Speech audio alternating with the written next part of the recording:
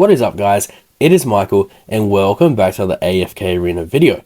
Today we'll be discussing on who to build within the Hypogean faction inside of AFK Arena. Before we get into today's video, I need to say a huge thank you to all of my supporters as we now have reached over 200 subscribers on the channel, which is absolutely incredible. This channel is not possible without all of you and I truly hope you know that. Thank you so much to everyone who has supported me on the channel and is subscribed. It truly does go a long way. Without further ado, let's get on to the guide. When we think of the Hypogeans in AFK Arena, we truly think of the heroes like Lucretia, Zolrath, or even Mortas.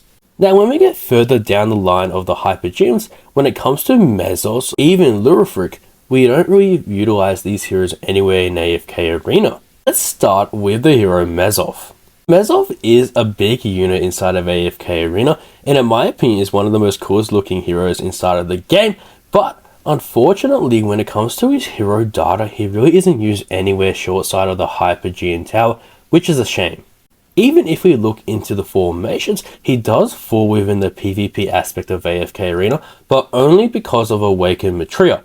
And this formation is very well heavy when it comes to building Olgath and Framton, both needing the E60 engravings, and also Mortas being at least ascended and maybe to E60 as well.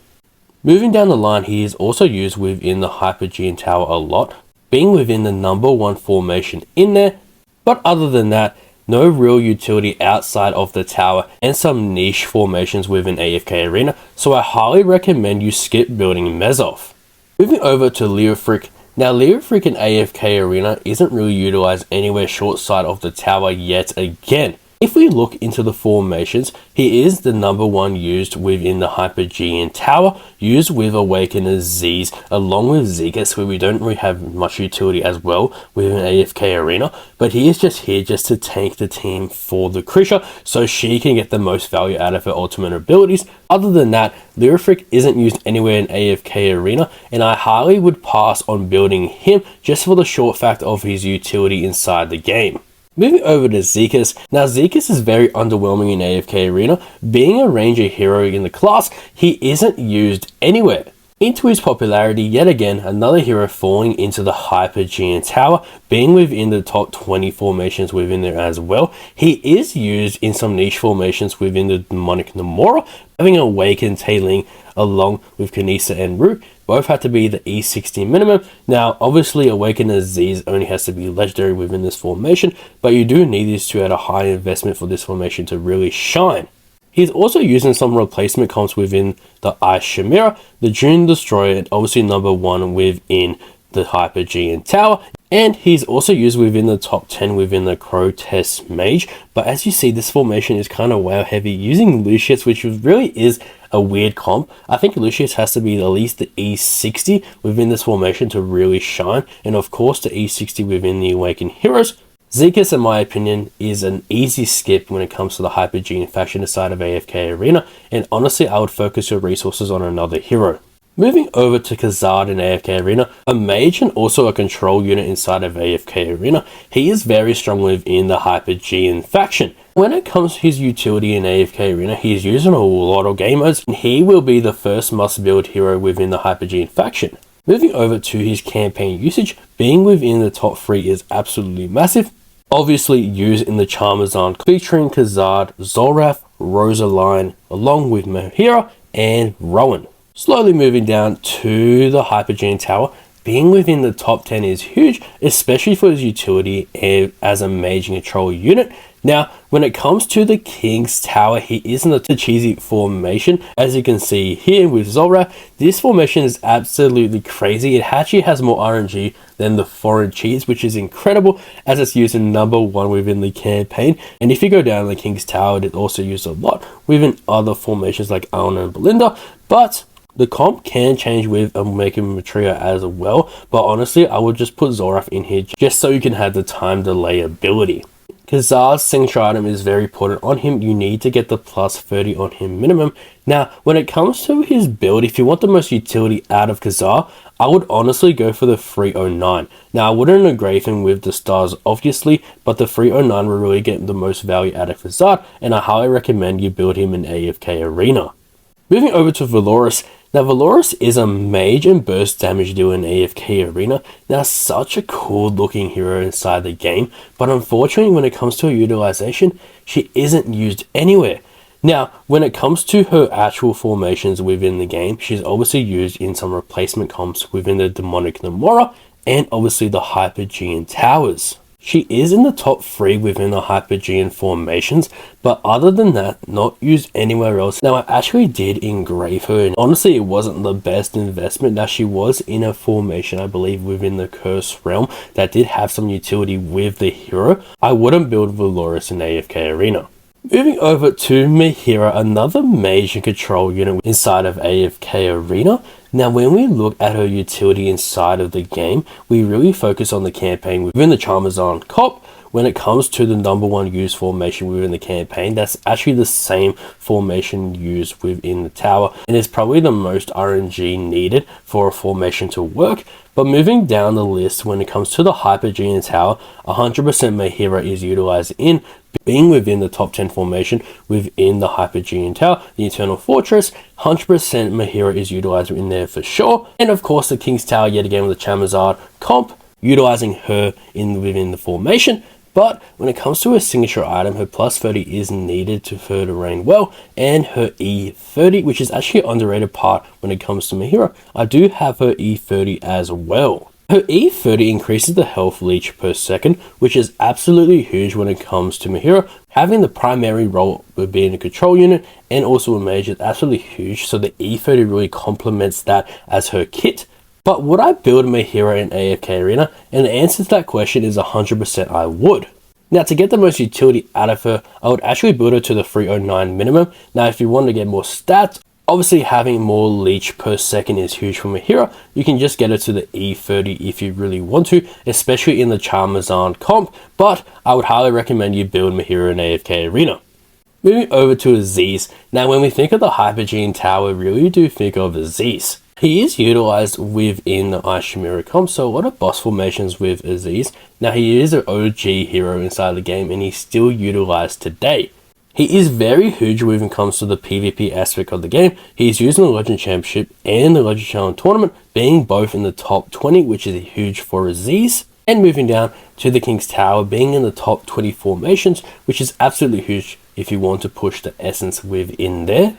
And of course, using the Arena of Heroes, another PvP side aspect when it comes to AFK Arena. And his E30 is 100% underrated when it comes to Ezizh. I highly recommend you E30 him just because of more stats. More raw stats equals more damage for Ezizh, and the more impact he has on the formation, meaning the formation does well. Of course, you want to focus on his plus 30 signature item as well. 100% is a priority on Ezizh. As well, he's also used in the campaign formations. As you can see within the campaign formations, he is used in a foreign cheats comp along with Leica, Lawson, and Pippa. His basic role is just to feed foreign so he can survive and group people, and foreign will absolutely dominate that formation. But I wouldn't recommend you put him within the foreign cheese. There are better comps for the foreign cheese within AFK Arena. As you can see, the same formation within the King's Tower he lies in. But moving down to the PvP aspect of AFK Arena, these are the comps you want to build when it comes to utilizing Ezizh, especially in a powerful way. When it comes to a Belinda Palmer, Rain, or Rowan, this formation right here is so powerful within the PvP, used also in the Treasure Scramble as well. Obviously, some critical formations within the Demonic Mehira. If you don't have the main comps, you want to use this comp right here down the line, along with Irons, making an appearance as well. Moving down to the Ice Chimera with Scarlet, along with the twins, Awakened Solis, and Grezel. Ezizh does get a lot of value inside of here, and is obviously used in the Hypogean towers, along with Zolrath, Khazard, Mortas, and Mehira. Now, would I build Ezizh in AFK Arena? And the answer to that question is yes. I would definitely build Ezizh in AFK Arena. When it comes to his utility and the amount of time he's been out and he's still performing, this is a great indicator that Ezizh won't go away, and he probably will have to be a must build within the Hypogean faction. I would definitely prioritize Ezizh, especially in the Challenger store. when you pick him up within there, you actually want to focus on Ezizh, especially starting him up as well. You do get some value with his E30 getting more critical damage reduction, which is absolutely huge. Now it isn't +4, it's actually +6 per star, which is absolutely incredible for him. And obviously his E30 Horrify significantly increases skill damage, which is huge for Ezizh. And honestly, you will have to build Ezizh down the line in AFK Arena anyway. Swiftly moving to Olgath. Now Olgath is a ranger continuous damage dealer in AFK Arena, and honestly, you don't want to pass on the ranger heroes in my opinion, especially if they are strong. Now moving over to his utility in AFK Arena, he's used in all PvP aspects of the game, and you really just need his signature item to be at the +30, and his 99 does complement him well along with the E60. Now I know a lot of people don't have Olgath built, but I do think he's a great hero with inside of AFK Arena. Moving over to his formations, he is utilized within the Awakened Maetria Hypogeans comp within the campaign. You will see this continuous trend down the line with his formations utilized with all the Hypogeans and Maetria. Now this is a downside of Olgath. Now if you wanted to build him, you had to get him to the 309 E60 to really utilize him a lot. As you can see, the trend line is basically the same until we get to the 20th formation utilizing Palmer, Navy, Solis, and Tarnos, another whale heavy comp. I would pass for now on building him, especially with the amount of comps he's utilized in. Have a lot of whale heavy heroes. Now obviously if you're struggling within the Hypogean Tower or the PvP, I 100% recommend you build him, but when it comes down to his build, it really is a shame of how much resources you need to build him for him to really shine. And honestly, if you wanted to engrave him, his E60 will probably have to be the minimum. Now I do have him at the E43 for more damage, but honestly you can use your resources for another Hypogean hero within here, and I would just pass on Olgath for now.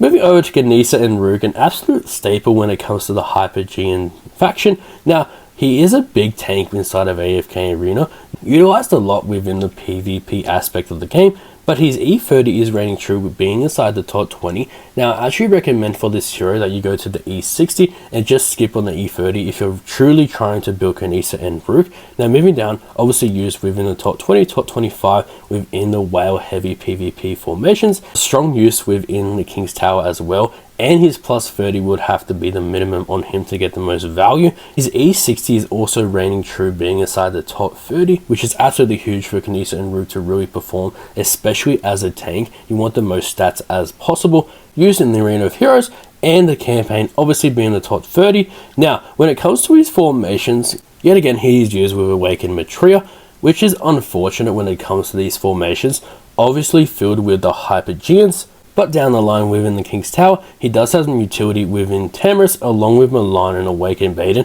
But like I said, this is very whale heavy when it comes down to the resources used to build all of these heroes within the formation. It is absolutely critical that you have them built to really perform well. But when it comes down to the PvP aspect, yet again, you see the same trend line when it comes to the Awakened Maetria Hypogean formations, but is used along with the Demonic Mora formations as well. But you see this current trend line, he is used with a lot of Hypogeans. Now, would I build Canisa and Ruke in AFK Arena? And the short answer would be no. Now that might come to a shock to some people, as Canisa and Ruke is a very strong tank inside of AFK Arena, but when it comes to his formations, he's using a very well heavy formations only. Not only that, but he has to be a 309 E60 to truly perform as a tank, so I would highly pass on Canisa and Ruke. Now the only exception to building him would be the Hypogean Tower, and maybe if you have these heroes like the Hypogeans built, but other than that, Canisa and Ruke would be a pass. Moving over to Framton. Now Framton is such a cool hero in AFK Arena, being a warrior and continuous damage dealer. Now when it comes to his utility within the game, he is used in the top 10 when it comes to the Hypogean Tower. The King's Tower is also used within the top 15, a very strong use when it comes to the PvP aspect of AFK Arena 2, when it comes to the Chillers Championship and the Challenger Tournament. But when it comes down to the campaign and the signature item, 100% you want to utilize the signature item to the +30 minimum in my opinion to get the most value out of him. Now I'm actually surprised his E60 isn't here, as it actually really reigns true when it comes to Framton. Now moving over to the formations, as you can see, the very well heavy Awakened Maetria comp, along with Olgath, Canisa and Awakened Ezizh. Now you'll see this obvious trend line of the Hypogean formation along with the foreign cheese when it comes to Framton, maybe use of Alna in here as well, but other than that, when it comes to the PvP formations, he really is only used within the Awakened Maetria Hypogean comps, unfortunately, and for that reason, if you don't need him for the tower, Framton is not a must build here in AFK Arena, and I would just pass on him. Moving over to Mortas. Now I think Mortas is a must build here in AFK Arena, especially because of his utility. Now being a support and regen in AFK Arena is absolutely huge, and 100% you have to take that into account when it comes to looking at his formations and the gamers he is used in. He has a very strong use within the Hypogean tower, obviously being within the top 10. He used in a lot of boss formations when it comes to Demonic Namora, the Dune Destroyer, both being within the top 10 as well. Now, when it comes down to the King's Tower and the Burning Brute, both used in the top 10, which is absolutely huge for Mortas. Some crucial formations using within the campaign as well, utilizing him within the top 20, and strong use within the PvP aspect of the game. Now when it comes down to his engravings, I actually would get him to the E30 minimum when it comes down to his engravings, but obviously for more stats and more raw data, you want to get him to the E60 for him to reign high. And of course, you want to get him to the plus 30 as well, just for his utilization. But you really only need Mortas at a mythic tier for him to reign high, and obviously an elite copy as well if you're really focusing on the Abyssal Expedition. Now obviously the higher you have him built, the more damage he will do, the more utility he will have when it comes to all the formations that he is used in. But other than that, Mortas is definitely a must build hero inside of AFK Arena. Slowly moving forward to Awakened Ezizh, and unfortunately Awakened Ezizh is probably a meme in AFK Arena in my opinion. He is a very funny hero in AFK Arena. When you see a built AFK Arena, you just laugh, and I'm honestly laughing right now. I honestly don't know why I built Awakened Ezizh in AFK Arena. I should have waited a bit longer to really test him out, have other people test him out when it comes to his utility, and honestly he really isn't used anywhere short side of the tower, and maybe some formations within the campaign when it comes to Flora. But when it comes to his signature item, he is using the plus 30 and his E60 engravings of course, but I wouldn't touch Awakened Ezizh at all. Now when you look at his kit, being a mage and continuous damage dealer, you might say, okay, Awakened Ezizh might be good in AFK Arena, but he really isn't. If you have him at the 309 E60, he still isn't good enough. Now maybe if you get him to the E100, he might do something, but for now, he isn't really doing anything. So when it comes to the Awakened heroes in AFK Arena, Awakened Ezizh is an easy pass, as you only need him at the legendary copy. Now when it comes to a good Awakened hero inside the Hypogean factions, we think of Awakened Maetria. I'm sorry Ezizh, but Maetria is way better than you.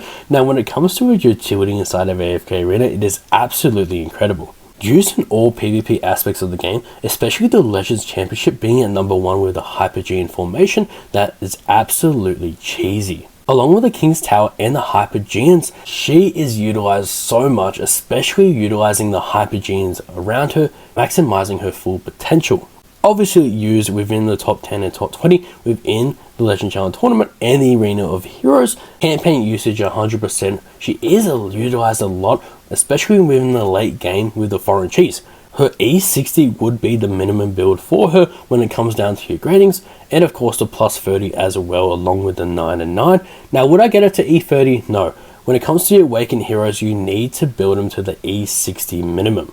Now Awakened Maetria is such a great hero inside of the game. She is a mage and obviously continuous damage dealer, which is absolutely huge, and not to mention her resurrection ability as well, becoming a fireball and resurrecting up, absolutely dominating the rest of the enemies on the field. Only issue I have with Awakened Maetria is the formations that she's in.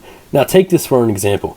If you look at all of her formations, you see these a lot of whale heavy formation heroes within there. Now what I mean by that is when we look at the first formation within the campaign for Awakened Maetria, we look at Maetria. Okay, so that's the 309 E60 minimum, just like that for Maetria. But then we move over to Olgath, and we say, okay, so he also needs at least the 309 and also maybe the E60. We look at Canisa and Ruke. Okay, he needs the 309 E60 as well. Even Ezizh in this formation to really perform, he does need the 309 E60, especially for the Awakened ability. Along with Framton, who actually has to have the E60 to really do anything with other formations.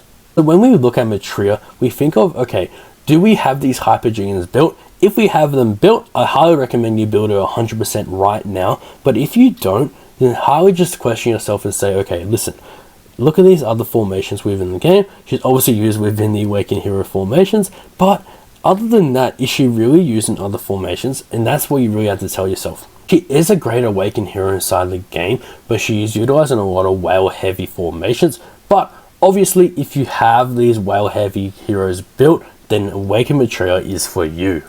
Moving over to one of my favorite heroes inside of AFK Arena, and that would have to be Zolrath. Now Zolrath is a warrior and also an assassin inside of AFK Arena. His kit is absolutely unique when it comes to his time delay ability. When it comes to his utility in AFK Arena, he is used a lot within the PvP aspect of the game, reigning true in the Legend Challenge tournament with being in the top 10, obviously used within the campaign formations as well with the Khazard comp, along with the other PvP aspects like Legends Championship and the Arena of Heroes, both used in the top 10 and top 20, and a very strong use within the King's Tower as well, the Khazard comp within there too. But you really want to get him to the plus 30 in the E60 engravings in my opinion. Now his E30 I would skip on and I highly just go to the E60, especially for raw stats as well. His finisher does help a tremendous amount, especially being at the 309, which unlocks his time delay ability, which is 100% crucial for Zolrath to have any utility inside the formations.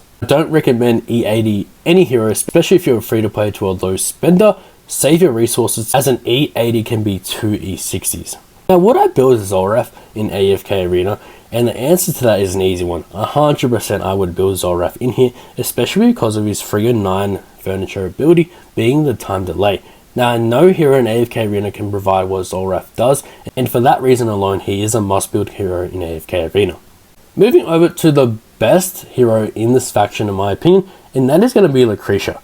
Now Lucretia is still reigning true when it comes to the Hypogeans, when it comes to the utilization inside of the game. She is number 1 used within the Hypogean Tower, along with her signature item being in the plus 30, which is absolutely huge, and to top it off, number 1 on the E60 priority. Now, in my opinion, if you wanted to take a hero to E80, Lucretia would be the one. Now, when it comes down to her furniture, her 99 is needed, especially for more stats and obviously for her ability to absolutely dominate the rest of the opponents. And her E30 is actually within the top 10 as well, but I don't recommend you go for the E30. I recommend you go straight to the E60, as well as some utility in the campaign formations. Now the cool part about Lucretia is that you can chuck her in really any formation and she can really shine high. As you can see here within the top campaign formation, you have Tamris, Elus, Granite, Lawson along with Lucretia. Now this formation is very weird, but the thing about it is that Lucretia gets the job done. Moving down, she's used a lot of the PvP aspect formations as well. They can really chuck her in really any formation, especially in the Grey Boring Armor, along with the Thalia combination, along with Lucretia and Pharrell, along with the Ice Chimera and Burning Brute formations, following the June Destroyer formations obviously, and being the number 1 used hero within the Hypogean Tower, which is absolutely incredible because she can carry the whole team on her back. And it's a strong use within the Crotest Mage, being within the top 10 formation along with Irons. Now would I build Lucretia in AFK Arena? And honestly that's a hard one. No, I'm just joking guys. 100% you want to build Lucretia in AFK Arena, especially to the 309 E60. The higher you have her built, the more damage she would do. Obviously being a ranger and obviously an assassin, she is doing the most damage possible, especially with her ability to absolutely dominate the rest of the opponents, using her allies to her advantage and to absolutely dominate the opponents. She is an absolute monster when it comes to AFK Arena and is number 1 priority to build within this faction. That will do it for who to build within the Hypogean faction. If you enjoyed this video and want to see more factions being discussed, the playlist to this series will be linked down in the description. If you wanted any help with AFK Arena and needed to ask a specific question, feel free to join the Discord, which is also linked in the description. Thank you all for over 200 subscribers on the channel. I'm honestly blown away by the support we have been receiving on the channel. I appreciate all the comments and feedback for the channel as well. They truly go a long way. I'm always looking to improve and I'm so grateful to have all of you. Let me know your favorite Hypogean in the comments below and I'll see you all in the next one.